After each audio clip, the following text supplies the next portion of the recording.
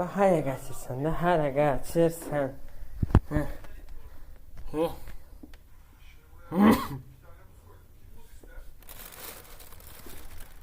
Ye bak, ye. Ye bak ama yemin. O kadar barıcısan ki seni Allah hakkı məktəbə apararam, Allah hakkı deyirəm. Sunqanın içine sokaram səni, bütün qara çuxuru nədir? Bakı səni gəzdirərəm Allah hakkı sunqanın içində. Barıcısan, gözlə bir dəqiqə. Hala bu özünə baxa, bu kimdir?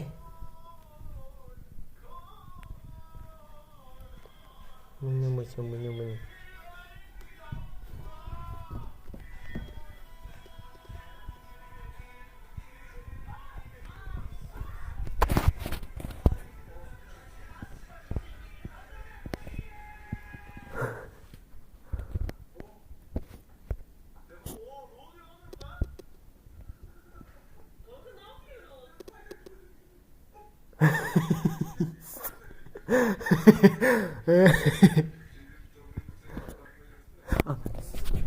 Bilmem ya, tam adamın ne dişisin.